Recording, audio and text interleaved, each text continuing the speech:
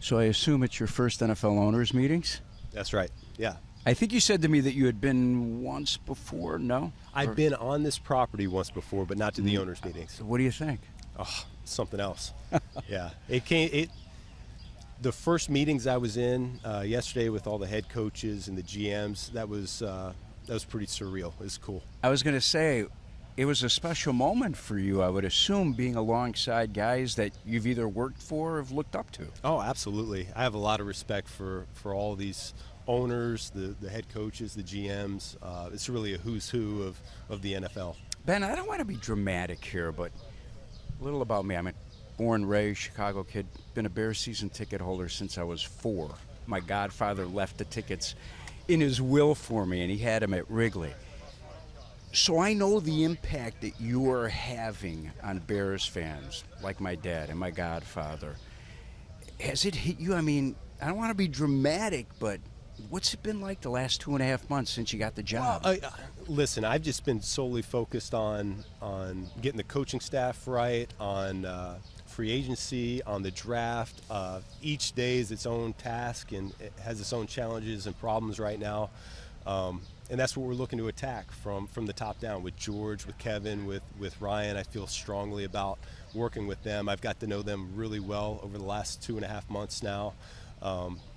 And it's all about winning games here this fall. So I love the excitement that we have going on outside of the building, but everything we're doing inside the building is to set us up to have a great season this year. Have you heard from a fan, maybe a fan that may have sent a letter? Or I know you were at the Hawks game. Maybe someone came up to you and said something that really had an impact? I haven't been outside of the building a whole lot, but the Blackhawks game was pretty special. You know, doing the horn with my family, and then I had a number of people stop by and say hello after that, and it meant something.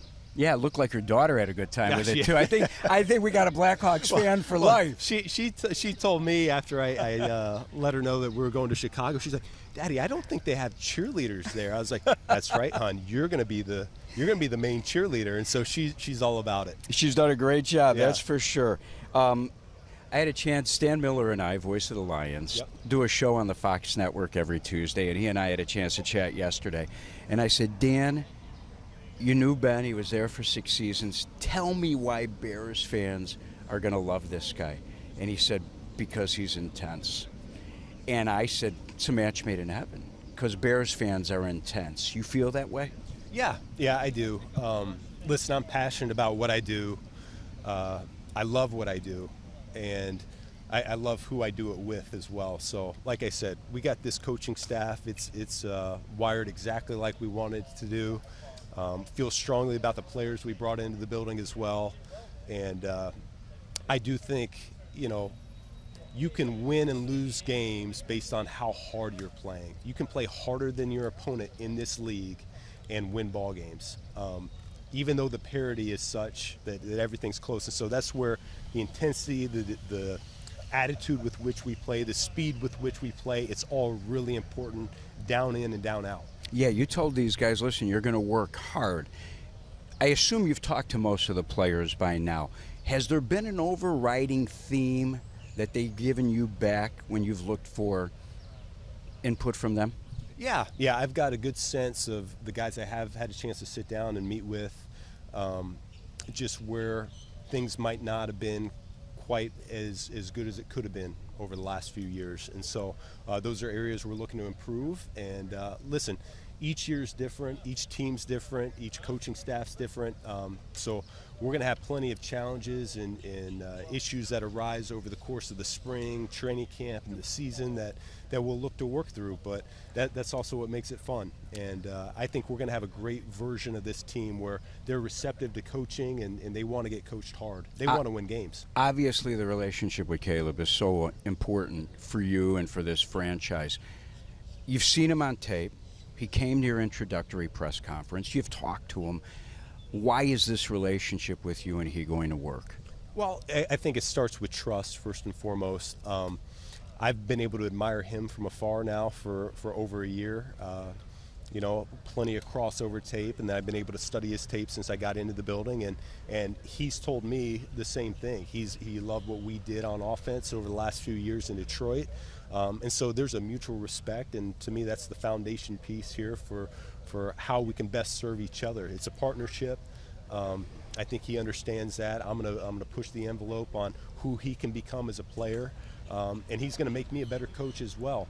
It's not gonna be linear growth. We're hoping that we're starting here and we're gonna end here at the end of the season, but it's not gonna be a straight line to get there. We're gonna go up, and we might go down and up and down and up and down, but the end game is to get year 2 of Caleb being significantly better than year 1 of Caleb. Is there anything you can take from your experience with Jared that you can use with your relationship with Caleb to make him a better quarterback? Yeah, certainly.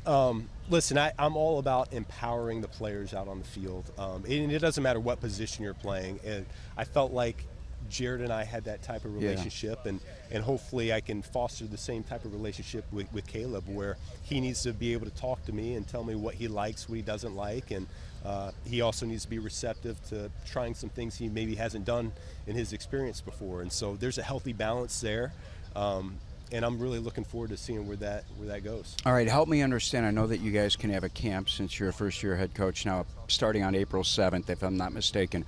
What does the league allow you to do with the players? Yeah, so April 7th, we're going to start our phase 1, which for us is going to be primarily strength and conditioning. We'll have 2 weeks of that, and then we get our voluntary mini camp sprinkled in the next week. We're going to be a little bit more, I don't want to say conservative, but we're going to be very smart with how we approach that mini camp. The rules would allow us to have OTA-like activities on the field.